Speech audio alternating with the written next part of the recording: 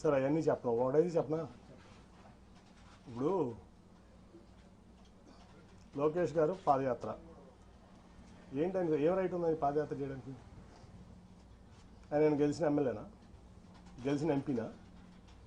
ఏం రైట్ ఉంది అంటే? చంద్రబాబు నాయుడు గారు కొడుకు కాబట్టి ఓడిపోయినా గెలిచినా నువ్వు ఎట్లా అయినా సరే పార్టీ మీ నాన్నగారిది కాబట్టి నువ్వు ఏదైనా చేస్తావా? ఏం త్యాగం చేసావు ఈ సమాజం కోసం, ఈ రాష్ట్రం కోసం? నువ్వు ఒక ఎంపీ వచ్చి నువ్వు ఓడిపోయిన ఎమ్మెల్యే, నువ్వు ఒక ఎంపీ వచ్చి నీకు జీహూదు రావాలా?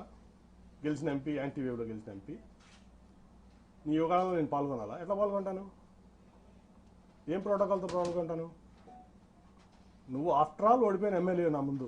ఆఫ్టర్ ఆల్ పార్టీ రిసోర్సెస్ వాడుకున్నావు, పార్టీ ఇన్ఫ్రాస్ట్రక్చర్ వాడుకున్నావు, మీ నాన్నగారి పలుకుబడి వాడుకున్నావు, మీ తాతగారి పలుకుబడి వాడుకున్నావు,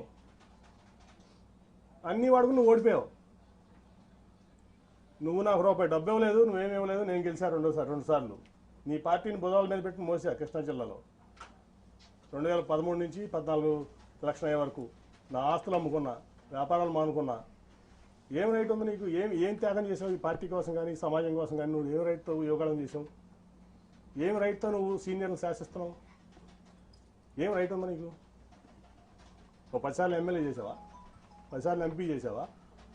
ఏం ఆస్తి అమ్ముకున్నావు? నేను ఆస్తులు అమ్ముకున్నాను, 2,000 కోట్ల రూపాయల ఆస్తులు. నేను ఈ పార్టీ కోసం అనండి, నా ప్రజా జీవితం కోసం అనండి, నా వ్యాపారం ఆపుకున్నా. నువ్వు హెరిటేజ్ ఆపుకున్నావా? మీ నాన్నగారు వచ్చిన నుంచి ఇప్పుడు వరకు మీ కుటుంబం ఆస్తి అమ్మిందా ఈ పార్టీ కోసం? ఏం త్యాగాలు చేశారని నువ్వు యువకడం చేస్తావు? మమ్మల్ని ఎట్లా ఉన్నామంటావు? ఏం రైట్ ఉంది నీకు?